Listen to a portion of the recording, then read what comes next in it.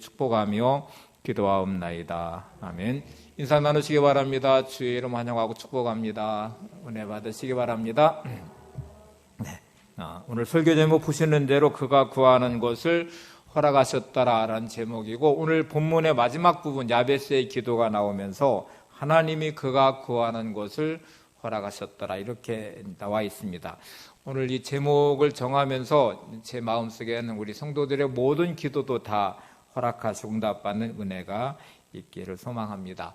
이제 말씀을 이렇게 준비하면서 점검하고 가야 될 부분이 생겼어요. 이렇게 이 구하는 걸 허락하셨다는 말씀을 제가 제목으로 딱 잡고 보니까 한편으로는 하나님이 우리에게 구하는 모든 걸 허락하시기를 원하지만 그 구하는 걸 허락하면은 진짜 내게 좋은 걸까 하는 생각을 해봤습니다.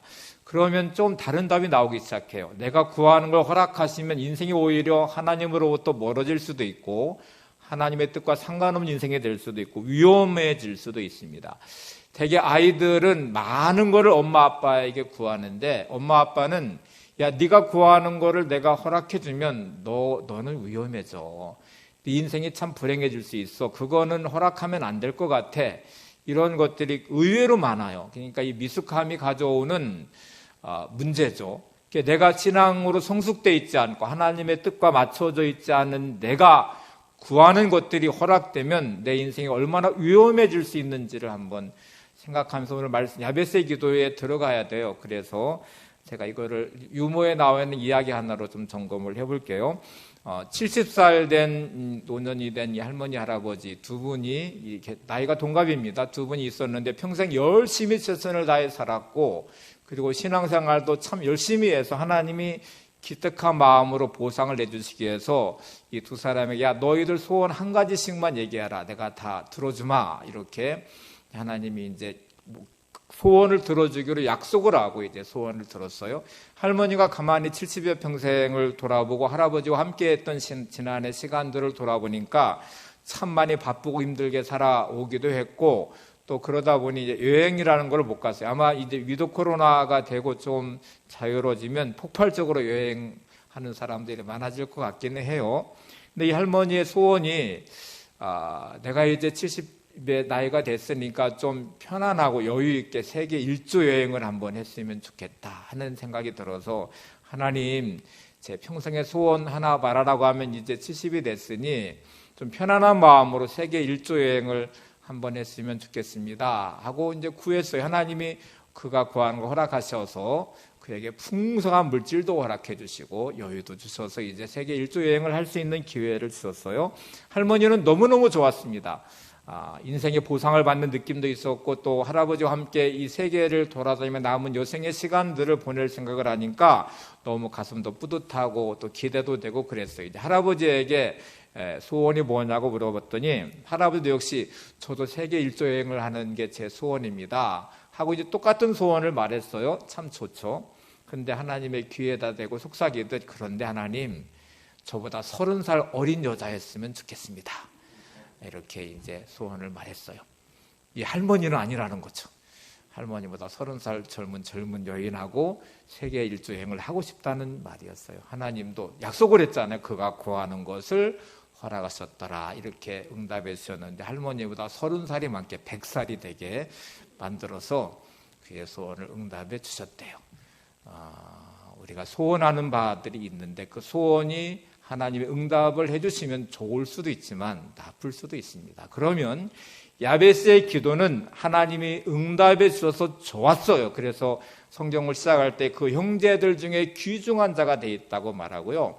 그의 인생에 대한 설명을 해놓았어요. 자, 여러분 우리가 이제 야베스의 기도가 그래서 중요한 거죠. 왜 어떤 기도를 어떻게 드렸길래 어떤 마음으로 드린 기도길래 하나님이 그 구하는 것을 허락하셨고 그 구한 걸 허락되었을 때 그 모든 형제들보다 귀중한 사람이 되었을까? 그리고 역대상 1장부터 9장까지 500여 명의 족보가 나와 있는 이 계보 안에 하나님은 특별히 야베스의 기도를 주목하셨고 그의 기도가 응답됨으로 그의 인생이 어떻게 세워졌는지를 우리한테 보여주시기를 원하셨을까? 샘플처럼 보여주신 거잖아요. 그러면 이 기도가 대단히 중요한 기도 라는 것을 알 수 있죠. 자, 다시 본문으로 들어가 보겠습니다. 역대상 4장 9절 10절입니다. 야베스는 그의 형제보다 귀중한 자라. 그의 어머니가 이름하여 이르되 야베스라 하였으니 이는 내가 수고로이 낳았다 함이었더라. 야베스가 이스라엘 하나님께 아뢰어 이르되 주께서 내게 복을 주시려거든 나의 지역을 넓히시고 주의 손으로 나를 도우사 나로 환난을 벗어나 내게 근심이 없게 하옵소서 하였더니 하나님이 그가 구하는 것을 허락하셨더라. 자, 9절의 내용은 야베스의 기도 응답의 내용이 그 형제보다 귀중한 사람이 돼 있었다는 결과이고요. 그런데 그의 인생은 수고로이 태어난 어머니로부터 이름이 지어진 어쩌면 사생할 수 있는 불행한 이 이름의 굴레에 쓰여져 있는 비참한 현실을 보여주는 내용이고 10절이 그의 짤막한 기도의 내용과 마지막은 하나님이 구하는 걸 허락하셨다는 내용으로 이루어져 있어요. 그 기도는 짧은 10절의 내용 안에 들어가 있습니다. 근데 여러분 이 기도 안에 네 가지의 중요한 요소가 들어있어요. 오늘은 이 짧게 네 가지를 살펴보고 야베스의 좀 마음 상태를 살펴보려고 그래요. 첫 번째 드린 기도가 주께서 내게 복을 주시려거든 하는 이 기도로 야베스는 시작했습니다. 대단히 중요한 이제 기도자의 모습인데 하나님께를 향하여 복은 하나님께로부터 오는 것입니다 하는 믿음이 야베스에게는 있었습니다. 그러면 나는 어떨까를 생각해 보세요. 나는 내 인생의 진짜 복은 하나님께로부터 오는 복일까? 내가 이 복을 내가 정말 사모하면서 오늘도 이 기도를 드리고 있나를 보시면 아마 많은 경우는 세상으로부터 오는 복, 그래서 내가 열심히 살아요, 내가 최선을 다하고 있어요, 내가 이런 수고를 하고 있어요, 이렇게는 말할 수 있는데 여러분 진짜 복은 세상으로부터 오는 게 아니라 하나님께로부터 옵니다 하는 이 마음이 내게 간절하고 그 마음이 나로 하여금 기도하는 자리에 또 내 시선이 하나님을 향하여 끊임없이 하나님이 주시는 복을 사모하고 있는지를 첫 번째 점검을 해보셔야 돼요. 그러면 여러분 진실하게 한번 대답해 보세요. 내가 진짜 하나님께로부터 오는 복을 사모하는 사람인가? 그러면 여러분의 열심이, 여러분의 방향이 하나님을 향하셔야 되고요. 그 복을 사모하셔야 돼요. 그리고 그 간절함이 나로 하여금 기도하는 자리에 세워놓아야 돼요. 근데 우리는 열심히 살죠. 수고하죠. 근데 우리는 끊임없이 세상으로부터 오는 복을 찾아요. 내 마음이 하나님을 향하고 있지 않은 부분들이 참 많다는 것을 느끼게 돼요. 그래서 이 야베스의 기도는 어떤 변화를 가져왔냐면 자신에게 굴레를 씌워지는 것 같은 환경과 문제에 결박되지도 않고 묶이지도 않고 그 안에 자유함을 얻습니다. 우리는 세상을 향하여 복을 사모하니 세상의 환경에도 묶이고 문제에도 묶이고 사람에게도 묶이고 그러니 내 감정을 추스릴 수도 없고 불안함과 두려움과 염려를 떨쳐버릴 수도 없고 내 마음 상태가 이렇게 묶여있는 나의 모습은 절대로 하나님을 향하여 복을 사모하는 모습이 아니에요. 하나님을 향하여 복을 사모하면 환경과 문제로부터 묶이지 않아야 됩니다. 이게 대단히 중요한 첫 번째 모습이에요. 점검이 되시죠? 두 번째, 나의 지역을 넓히시고 이렇게 기도를 하고 있어요. 날마다 번성하고 형통하기 위한 기도인데 하나님을 통하여 나의 지역이 날마다 넓혀지기를 소망하는 마음이 담겨진 기도입니다. 여기도 연결이 되어 있는데 여러분, 내가 나의 삶의 지역이, 나의 삶의 영향력이, 나의 삶의 영역이 넓혀지기를 원하죠. 우리 가정도, 내가 하는 사업도, 직장도, 나의 삶의 터전도 하나님 점점 내가 넓혀지기를 원합니다. 좀 더 부유해지고 좀 더 영향력 있는 삶이 되고 좀 더 하나님 앞에 영광되는 삶이 되기를 원합니다 하고 소망하는 마음이 있는데 그 열정이 어디로 향하고 있는지를 보세요. 여러분, 하나님을 향하여서 하나님 나의 지역을 넓혀주세요. 나의 지역을 넓히는 것은 내 능력도 아니고 내 힘도 아니고 세상으로서의 나의 어떤 역량이 아니라 하나님이 나의 지역을 넓혀주셔야 됩니다. 하나님이 나의 삶의 지경을 넓혀주셔야 됩니다. 이런 마음이 하나님을 향하여 간절함으로 표출되고 표현되고 그런 모습으로 살고 있는지도 점검해 보셔야 되죠. 세 번째 기도가 주의 손으로 나를 도우사 이렇게 기도를 해요. 이것도 내가 내 능력과 내 힘으로 나는 살 수 있어. 나는 나의 가진 역량을, 내가 경험을 바탕으로 나는 충분히 나의 삶을 살아낼 수 있어. 이렇게 생각하면 절대로 이 기도 못 드리죠. 우리는 그런데 한편으로는 알아요. 내가 얼마나 무능한지. 부딪히는 현실 앞에 어쩔 수 없는 나. 이거를 해결할 수 없는 나. 나의 삶의 문제를 풀어버릴 수 없는 무능한 나를 늘 경험하면서 그 한계 안에 우리는 그래서 좌절하시잖아요. 그래서 분노하시기도 하고 그래서 염려하고 두려워하시잖아요. 그런데 그 나의 삶을 도우실 수 있는 분이 하나님이시라는 사실을 우리가 알면 하나님을 향한 이 기도를 간절히 드려야 되죠. 그러면 드리고 있습니까? 하고 물어보면 나는 열심히는 하고 있지만 하나님을 향한 이 마음을 갖지는 않아요. 다시 주의 손으로 나를 도우사 이 표현을 좀 설명을 해볼게요. 아이들은 역량이 없고 능력도 없고 부족합니다. 부족한데 아이들은 딱 하나 뭐를 알고 있냐면 엄마 아빠한테 손을 내밀 줄은 알아요. 도와주세요. 먹을 것, 입을 것, 자신의 필요한 모든 것 나한테는 없고 내게 능력도 없지만 엄마 아빠에게 구하면 엄마 아빠에게 도움을 요청하면 나를 충분히 도우실 수 있어. 이 한 가지를 알으니까 그 무능함과 연약함이 문제되지 않고 끝없이 구해요. 요구해요. 그런데 나를 한번 생각해 보세요. 내가 진짜 이 마음이 하나님을 향하여 있는지. 나는 스스로 뭔가 할 수 있다고 착각을 해요. 그러니까 열심히는 하죠. 부딪힐 때, 환경에 부딪힐 때 무능한 나를 보고 절망도 하고 낙심도 하고 두려워도 하는데 이 마음이 하나님을 향하여 하나님 나를 좀 도와주세요. 주의 손으로 나를 도우셔야 돼요. 내 힘으로 불가능해요. 이렇게 영적 방황하지 않고 하나님을 향하는 마음이 내게 있는지 이 세 번째도 중요하죠. 네 번째 기도를 이렇게 말합니다. 나로 환난을 벗어나 근심이 없게 하옵소서. 진짜 복받는 내 인생의 자리에 서려면 우리는 알아야 됩니다. 영적으로 사단이 존재하고 사단은 우리의 영혼을 빼앗아 가기를 원하고 우리가 하나님께로부터 오는 복을 받는 걸 제일 싫어해요. 그래서 차단시켜요. 밀가루로도 까부를 것이고 우리를 힘들게 할 것이고 고난과 고통의 자리에 처하도록 해서 낙심하게 만들 것입니다.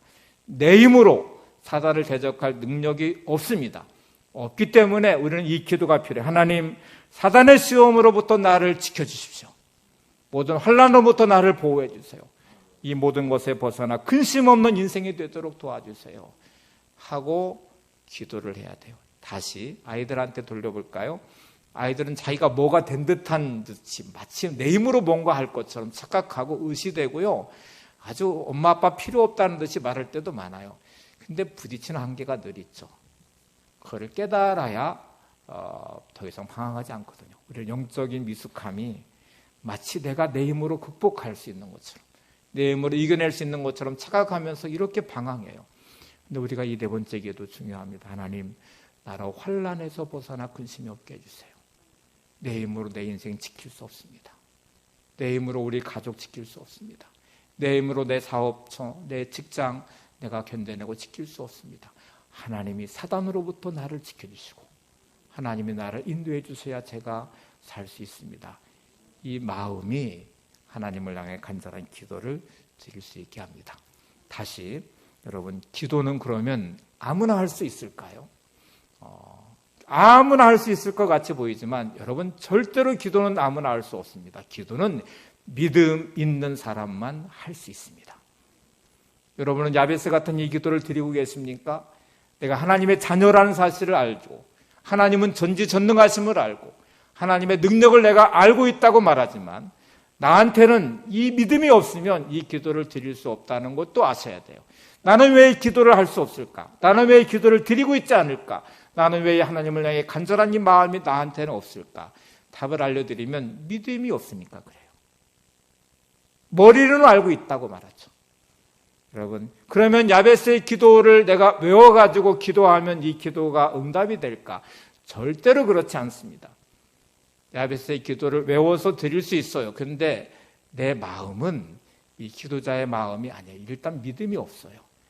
외웠고 암송하고 그리고 주문해오도 할 수는 있지만 야베스와의 기도와 같이 하나님이 응답해 주실 수 있는 기도가 아닐 때가 많아요. 자, 이제 우리의 마음으로 한번 들어가 볼게요. 우리는 진짜 가면을 잘 씁니다. 내가 누군가가 진짜 밉고 분노하는 마음이 있는데 겉으로는 이렇게 말할 수 있어요. 사랑해. 내가 다 용서했어. 우리의 말은 그렇게 했잖아요. 근데 마음은 여전히 미워해요. 여전히 분노하고 있어요. 제가 하나님을 믿어요 라고 말은 해요. 근데 내 마음에는 믿음이 없어요. 이게 우리의 진짜 모습이죠. 야베스의 기도 흉내낼 수 있습니다. 암송에서 내가 고백할 수 있어요. 그런데 내 마음은 야베스의 마음이 아니에요. 야베스의 믿음이 내 안에 없어요. 이게 진짜 우리의 문제죠. 그러면 우리가 어디를 바꿔야 되냐면 여러분의 생각과 마음을 바꾸셔야 됩니다. 이게 오늘 첫 번째 제가 드리고 싶은 말씀이에요. 하나님, 내 생각과 마음을 바꾸어서 오늘 야베스 같은 마음으로, 야베스 같은 기도를 하나님께 드리고 싶습니다. 그 기도가 하나님이 허락하신 응답의 기도가 되기를 원합니다. 이렇게 여러분이 생각을 하셨으면 그럼 어떻게 해야 돼요? 라고 물어보시게 되겠죠. 답은 첫 번째가 말씀 묵상 훈련을 하셔야 돼요. 내 생각과 마음은 내 의지로, 세상의 방식으로는 절대로 믿음의 자리로 내 마음을 바꿔낼 수 없습니다. 하나님이 원하시는 마음이 되려면 말씀을 끝없이 묵상하셔서 말씀이 나의 생각과 마음을 온전하게 바꾸어서 믿음의 자리로 나를 세워놓아야 돼요. 이거는 마치 약을 먹는 것과 같아요. 약은 치료제이잖아요. 가장 완벽한 치료제라고 생각해 보세요. 내가 어떤 병이 들었는데 의사가 처방해 주기를 이 약을 먹으면 100% 치료됩니다 하고 말을 했어요. 그래서 진짜 이 약에는 효능과 효과가 있는데 그 사람이 약을 가지고 왔는데 안 먹어요. 먹으면 100% 치료가 된다고 말했고 나도 그걸 알고 있는데 약을 안 먹고 있어요. 그러면 치료가 되나요? 약을 가지고 있다고 치료되는 건 아니에요. 약은 먹어야 돼요. 먹어서 그 약의 효과를 발휘해야 돼요. 말씀을 내가 알고 있어요. 하나님을 내가 믿는다고 말해요. 근데 내 마음과 생각은 아니에요. 그럼 어떡하셨나요? 약은 말씀은 약을 먹듯이 먹으셔야 돼요. 묵상하셔야 돼요. 말씀이 나의 삶의 치료제가 되고 내 생각과 마음을 치료하고 심령골수를 쪼갤 때까지 나의 마음과 생각을 지배해서 세상의 것들을 빼내고 독소를 빼내고 죄들을 빼내고 내 생각을 온전해서 하나님의 마음과 맞추어지는, 마치 채널로 말하면 주파수가 맞을 때 그 방송을 들을 수 있는 것처럼 극동방송 93.3MHz로 주파수를 맞춰야 되죠. 다른 주파수 맞춰놓고 왜 극동방송이 안 들려? 아무리 말을 해도 안 들려요. 그거는 주파수가 안 맞으니까. 내가 왜 믿음의 기도를 못 드리나요? 내 마음이 하나님의 마음과 안 맞으니까. 영적 주파수가 하나님과 안 맞으니까. 어떻게 맞춰요? 말씀으로 맞춰야 되죠. 말씀으로 끝없이 나의 생각을 고쳐내야 되고 내 마음을 지켜내야, 두려운 마음, 염려하는 마음, 분노의 마음, 낙심하고 절망하는 마음, 말씀으로 계속 약을 복용하던 나의 말씀으로 내가 녹여내서 그것이 나의 마음을 고쳐놓고 염려와 두려움으로부터 평안한 마음을 주시고 하나님을 향한 갈망이 마음이 되도록 그렇게 나를 바꿔놓는 다리가 대단히 중요한 부분이에요. 그러면 정말 내가 말씀을 복용하고 묵상하고 그 말씀이 나의 생각과 마음을 지배하도록 만들고 있을까를 생각해 보셔야 되죠. 여기도 점검해 보셔야 되는데 정말 많은 분들이 말씀을 묵상하고 하나님을 바라보며 말씀을 묵상하는 대신에 뭐를 묵상하냐면 문제를 묵상해요. 환경을 묵상하고 사람을 묵상하고 있어요. 문제만 묵상하니 그 문제가 점점 커져서 나를 짓누르고, 환경만 묵상하고 있으니 그 환경이 나를 지배하고 있고, 사람만 묵상하고 있으니 섭섭함이, 분노와 미움이 내 마음에 가득 차고, 그렇게 무너지는 나, 그렇게 절망하는 나, 그렇게 염려하고 두려워하는 나, 그거밖에 보여지지가 않아요. 여러분 진짜 하나님을 바라보십니까? 말씀을 묵상하고 계신가요? 여러분의 마음과 생각은 고쳐지고 있습니까? 치료되고 있나요? 온전해지고 있나요? 누가복음 8장에 가보면 예수님의 제자들이 갈릴리 호수를 건너는 장면이 나와요. 건너다가 막 풍랑을 만나게 돼요. 그 풍랑을 만나는데 물이 배 안으로 들어오기 시작해. 제자들은 두려움에 떨면서 잠자고 있는 예수님을 흔들어 깨우는 장면이 나옵니다. 예수님, 우리가 죽게 되었는데 잠만 자십니까? 하고 예수님을 깨우는 장면이 나오거든요. 여기 있는 제자들은 갈릴리에서 고기 잡는 어부들이 대다수잖아요. 이들은 경험이라는 게 있어요. 경험이 좋은 것이기도 하지만 그들의 경험상 이 정도의 풍랑과 이렇게 바닷물이, 호수물이 들어오는 것은 결국 배가 침몰할 것 같은 위험함이 있고 그것이 두렵게 만들었고 그것이 그들의 모습의 실상을 드러내고 있어요. 예수님이 잠을 깨신 다음에 풍랑을 잔잔하게 하신 다음에 하신 첫 번째 말씀이 뭔지 아세요? 누가복음 8장 25절에 제자들에게 이르시되 너희 믿음이 어디 있느냐? 제자들의 이런 모습을 주님은 믿음 없음이라고 말씀하세요. 여러분의 경험이 여러분의 삶에 대해서 염려하게 하고 두려워하게 하고 낙심하게 하고 때로 분노하게 하고 내게는 하나님이 없어요. 하나님을 바라보는 시선도 없고 말씀을 묵상하지도 않아요. 말씀이 나의 생각과 마음을 주장하지 않으니 온통 환경과 문제와 사람을 묵상하고 있으니 거기서 드러난 나의 모습은 신앙의 경력과 직분과 상관없이 하나님 보실 때는 너의 믿음이 어딨느냐? 너는 믿음 없다. 오늘도 나를 향한 주님의 말씀이 아닐까 싶어요. 왜 주님이 이렇게 말씀하셨을까? 단서를 찾아가 보셔야 되죠. 누가복음 8장 22절에 보시면 왜 주님이 이렇게 말씀하셨는지 이유를 알 수 있습니다. 누가복음 8장 22절을 보세요. 하루는 제자들과 함께 배에 오르사 그들에게 이르시되 호수 저편으로 건너가자 하심에 이에 떠나. 호수를 건너기 시작한 것이 자기들의 결정이 아니라 예수님의 말씀에 따라 지금 가고 있는 것이구나. 갈릴리 호수를 건너는 제자들은 누구의 말씀을 따라가는 거예요? 예수님 말씀 따라서 지금 호수를 건너는 거예요. 그리고 그렇게 말씀하신 예수님이 지금 배 안에 계셔요. 예수님이 어떤 분이신지에 대한 경험을 제자들은 했습니다. 어떻게 했을까요? 그 앞에 부분 내용들을 쭉 읽어보시면 병자들을 고치신 예수님, 죽은 자를 살리신 예수님, 보리 5개 물고기 2마리로 500명의 기적을 행하신 예수님. 그 예수님이 지금 이 배 안에 계시고 그 주님의 말씀에 따라 우리가 호수를 건너가는 것이면 풍랑이 일어도 능히 주님이 함께 하시면 이 풍랑을 잠재우실 수 있는 분이 주님이시거든요. 주의 말씀을 붙잡고 믿으면 염려하고 두려워하면 안 됩니다. 근데 그들은 예수님의 말씀은 온데간데 없어졌어요. 그냥 뭐만 보고 있어요? 풍랑만 보고 있죠. 배에 물이 들어오는 것만 봤죠. 그래서 두려워하고 염려함으로 주님을 깨우고 있는 것이고 주님은 왜 너희들은 내 말을 못 믿냐? 왜 너는 나를 못 믿냐? 이렇게 말씀하시는 것이 너희 믿음이 어디 있느냐? 이렇게 말씀하시는 내용과 연결됐어요. 다시 이제 우리한테 적용해 볼게요. 우리는 압니다. 하나님은 전능하신 하나님이십니다. 전지하신 하나님이십니다. 그 하나님이 나를 사랑하시며 하나님의 주권과 섭리 아래 내 인생이 있고 하나님 오늘도 나와 동행하심을 제가 믿습니다. 이렇게 말하시잖아요. 그러면 여러분의 삶의 문제들, 풍랑들 만나실 때 어떠셔요? 하나님을 믿는 믿음이 있으십니까? 그래서 평안하신가요? 그래서 염려하지 않으십니까? 그래서 두려워하지 않고 낙심하지 않고 분노하지 않으시나요? 그래야 되잖아요. 그런데 여전히 내 삶은 하나님을 바라보고 말씀이 내 안에서 역사해서 내게 주는 평강과 은혜가 있는 게 아니고 여전히 두려워하고 여전히 염려하고 여전히 낙심하고 있고 여전히 분노하고 있어요. 그런 나를 보면 하나님은 야, 너 믿음 좋다 하고 너 구하는 걸 내가 허락해 주마 이렇게 말하실 수가 없잖아요. 나의 실상의 실존이 그러니까. 그러면 한번 보세요. 믿음의 사람이라는 것은 어떻게 정의할 수 있을까? 다시 믿음의 사람은 힘들면 힘들수록 하나님을 향한 마음이 더 간절해져야 됩니다. 문제가 많으면 많을수록 내 믿음의 뿌리를 더 깊이 내리고 낙심하지 않고 절망하지 않고 두려워하지 않고 염려하지 않아야 됩니다. 그래야 믿음이 거기서 증명이 되고 있는 거고요. 그래야 믿음의 마음이 되고 야베스 같은 기도가 시작될 수 있어요. 그러면 한번 생각해 보세요. 바람이 막 불어치고 막 폭풍이 몰아쳐도 나무가 뽑히지 않는 이유를 하나 딱 찾으라고 해보세요.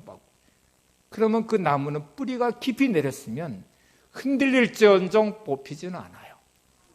뿌리가 깊이 내리지 않았으면 폭풍우가 몰아치면 여지없이 뽑혀요. 나의 인생의 뿌리는 어디에 내려져 있을까요? 말씀에 내려져 있어야 되죠. 하나님께 내 믿음의 뿌리가 내려져 있어야 되죠. 세상의 풍파와 풍랑이 몰아치고 힘들고 어려워도 내가 흔들릴 수는 있겠죠. 그러나 그것이 나의 삶을 무너뜨리지는 말아야 되잖아요. 근데 이 삶의 자리로 내가 가야 되겠죠. 그러면 지금 나의 영적인 나의 실존, 나의 영적 상태를 점검해 보시는 건 대단히 중요합니다. 여러분, 내가 체험하고 경험했다는 게 때로 도움이 되기도 하지만 때로는 나의 인생을 무너뜨리기도 해요. 내가 경험했던 사실들이 나로 하여금 두려워하고 염려하게 만들기도 해요. 근데 믿음의 경험을 한 사람, 하나님의 은혜를 경험한 사람, 하나님을 통해서 내 삶의 문제를 극복해냈고 그 은혜가 내 안에 있는 사람은 이 경험이 나로 하여금 문제가 있을 때마다 더 담대히 하나님께 나가게 하고, 힘들고 어려울 때마다 내가 흔들림에 있는 자리가 아니라 더 믿음의 불을 깊이 내리고 하나님을 의지하면서 하나님의 믿음의 자리에 나를 세웁니다. 그때 찾아오는 마음이 평안이에요. 평강이에요. 염려하고 두려워하는 마음이 있으면 절대로 평안하지 않아요. 오늘 나의 마음이 평안한지, 평강이 넘치는지를 생각해보고, 이것이 어디로부터 오는지, 하나님께로부터, 하늘로부터 오는 평강이어야만 되죠. 문제가 많지만, 복잡하지만, 내 힘으로 감당할 수 없지만 하나님을 향한 간절함이 내 안에 있고 그 마음이 나로 기도하게 하고 말씀의 자리에 나를 세워서 내 마음이 평안함이 넘치도록. 제가 설교 준비하면서 한편으로 제 자신을 묵상해 봤어요. 지나온 시간들 속에 30여 년의 목회 여정 가운데 정말 힘들었던 순간이 이제 삼성동 지하에서 송천동으로 교회로 옮기는 때였어요. 답이 없었어요. 벗어나고 싶었고 송천동으로 가고 싶었는데 돈도 없고 건물도 안 나가고, 제가 그때 믿음으로 광고를 냈어요. 1년 뒤에 우리는 송천동에서 예배를 드릴 것입니다. 저 안에 답이 없어요. 그럼 제가 뭐를 했을 것 같아요? 불안하고 염려하는 두려운 마음이 들 때마다 밤이고 낮이고 교회 성전에 가서 기도했어요. 제 마음에 염려가 사로잡을 때마다 살아계신 주 찬양 부르면서 수백 번 부르면서 마음에 평강이 임할 때까지 기도를 멈추지 않았어요. 찬양을 멈추지 않았어요. 그리고 내 마음이 평안해지면 다시 나의 일상을 시작했어요. 그 은혜의 시간들이 저로 하여금 이런 변화의 자리에 세워졌어요. 그래서 여러분, 지금 나는 내 문제에 묶여서 내가 염려하고 두려워 있다면 믿음 없음, 내가 세상 걱정으로 가득하고 불평과 원망이 가득하면 믿음 없음. 그럼 뭐를 해야 돼요? 말씀 묵상하셔야 되죠. 말씀이 나의 마음과 생각을 주장해서 참된 평안이 내 마음을 주장하도록 거기까지 가야 되죠. 그럴 때 우리는 드디어 야베스의 기도를 시작할 수 있습니다. 우리가 부른 찬송 등의 가사 보세요. 평화로다 하늘 위에서 내려오네. 그 사랑의 물결이 영원토록 내 영혼을 덮으소서. 평화로다 하늘 위에서 내려오네. 그 사랑의 물결이 영원토록 내 영혼을 덮으소서. 평화로다.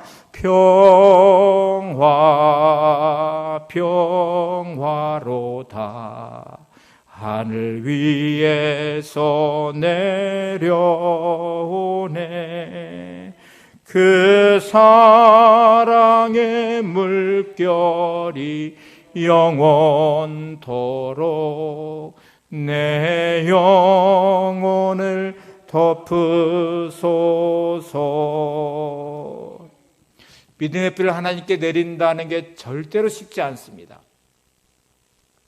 위급한 상황이 닥칠 때 염려하고 두려워하는 마음, 불안한 마음 너무 당연해요. 본성으로부터 나온 것이니까. 계산되고 환경이 계산되고 사람 앞에 있는 나의 삶의 관계에 감정이 연결되어 있고, 이거 벗어난다는 게 절대로 쉽지 않아요. 쉽다고 제가 말씀드리는 게 아니에요. 그런데 이게 답이 아님을 알면 그 답을 찾아가는 것이 중요하죠. 내가 몸이 아프면 병원 가시잖아요. 약을 지어오시잖아요. 근데 100% 효과가 있다는 걸 내가 알면서 약을 안 먹고 있으면, 병원에 가서 치료를 안 받으면 그건 진짜 미련한 것이잖아요. 내가 영적으로 병들어 있고 이게 문제 있다는 거를 알면서도 왜 말씀 묵상을 안 하세요?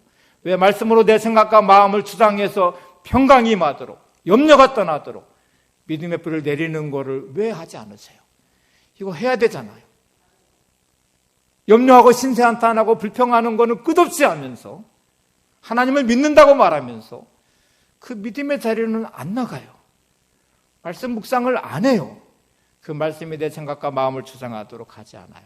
자, 야베스로 한번 가볼까요? 야베스의 시대적 배경은 여호수아가 땅 분배를 했던 시점입니다. 그 족보의 계보를 따라가 보면 시대가 그 시대예요. 야베스는 지금 자신의 환경으로는, 자신의 신분으로는, 태어난 자신의 모습으로는 이 땅 분배에도 아마 소외되어 있는 듯이 보여요.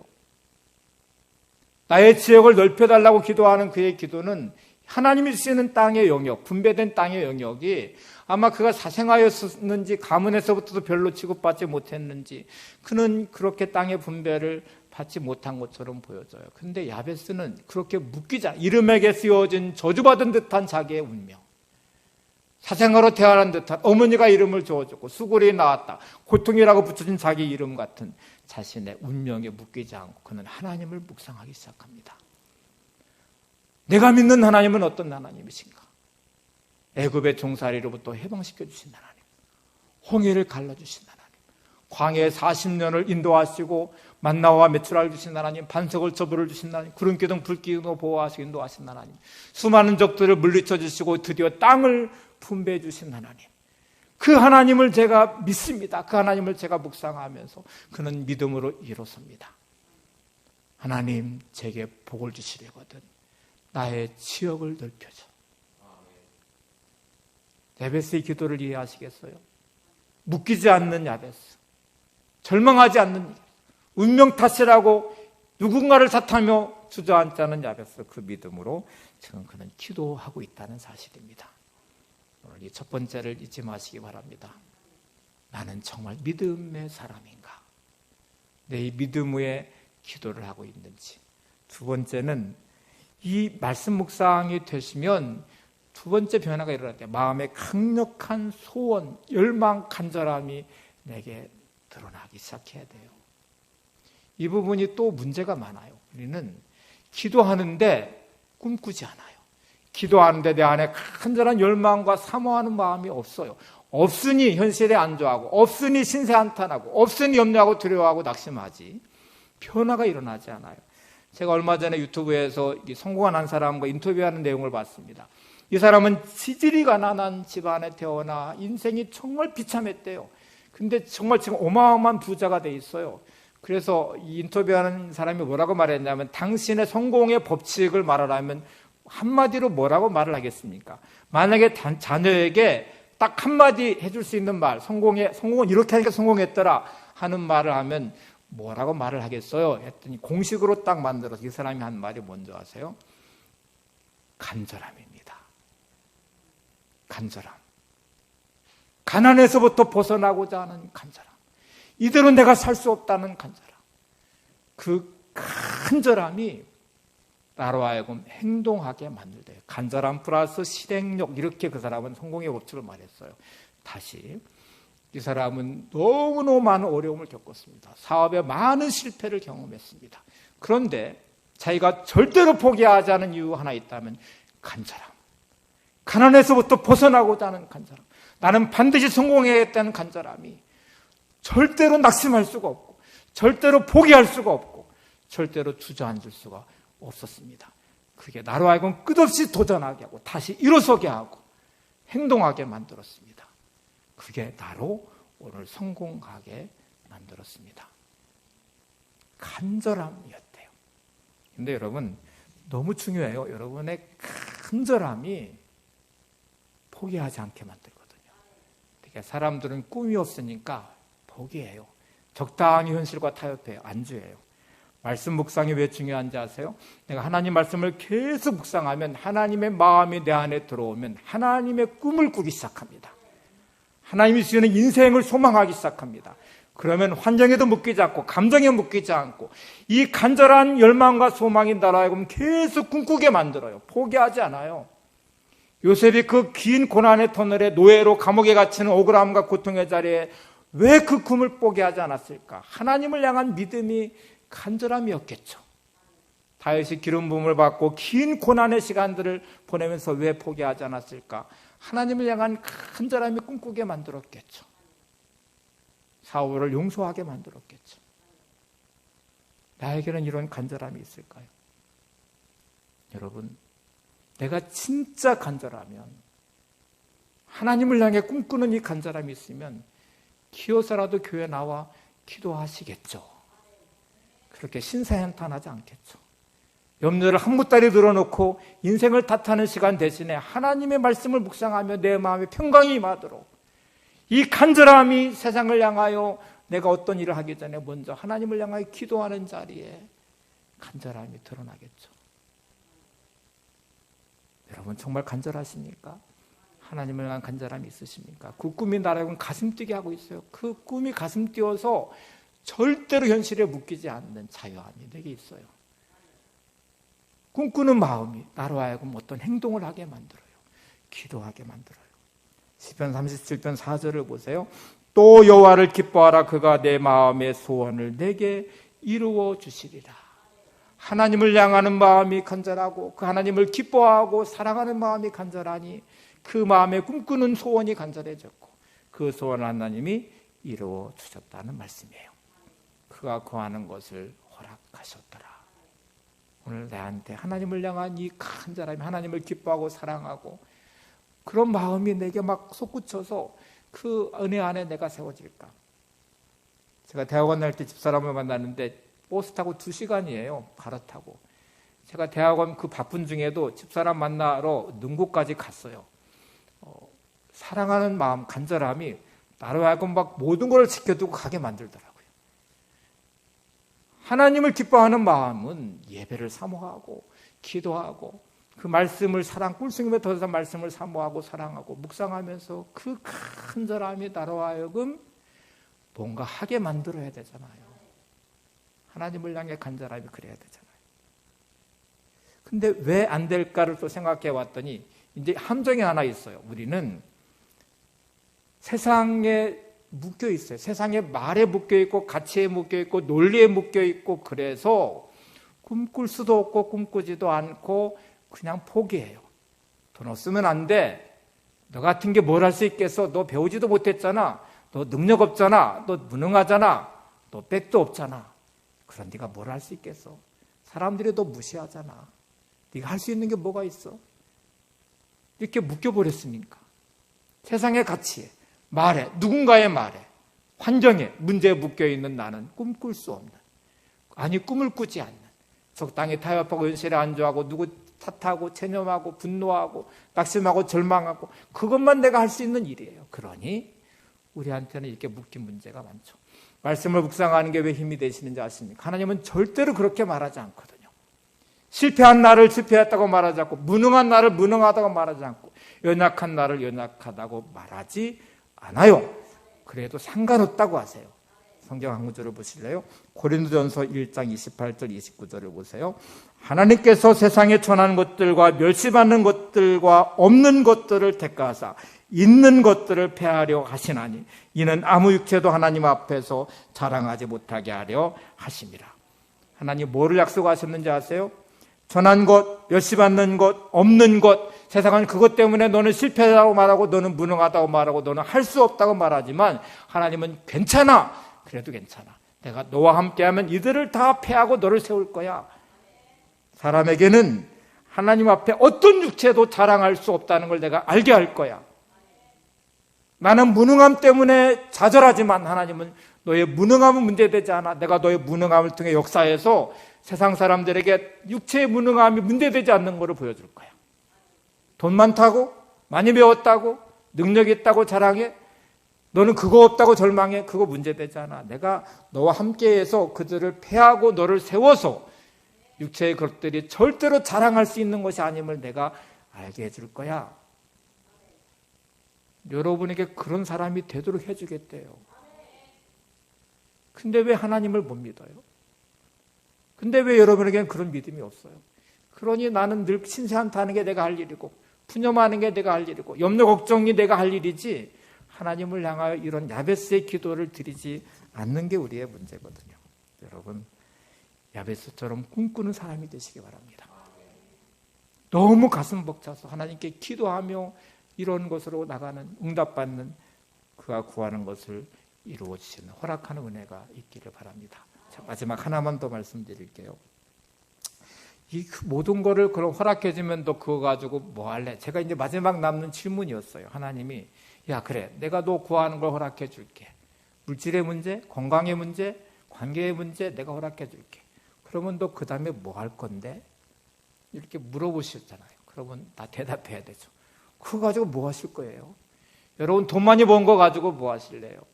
하나님 여러분께 건강 주시면 뭐 하실 건데요? 여러분의 삶을 세워주시면, 지역을 넓혀주시면, 삶의 영역을 넓혀주시면 그거 가지고 뭐 하실 건데요? 마태복음 21장에 보면 예수님이 예루살렘에 입성하시는 장면이 나와요. 이제 이사야 예언대로 나귀 새끼를 타고 들어가셔야 되거든요. 그래서 제자 둘을 예루살렘에 보내면서 야, 어디에 가면은 나귀와 나귀 새끼가 묶여 있는 거를 볼 텐데 그거 나귀 새끼를 나한테 가져와라. 이렇게 물었어요. 말씀하시기 제자들이 이렇게 물었어요. 그런데 주인도 있는데 너 그거 뭐 왜 풀어서 가져가려고 그래? 이렇게 물으면 뭐라고 대답해야 돼요? 주님이 이렇게 말씀하세요. 주가 쓰시겠다 하라. 묶여 있는 나귀 새끼, 주인도 있는 나귀 새끼. 두 제자가 갔어요. 진짜로 이제 풀으려고 하니까 주인이 와서 너 왜 그거 풀어?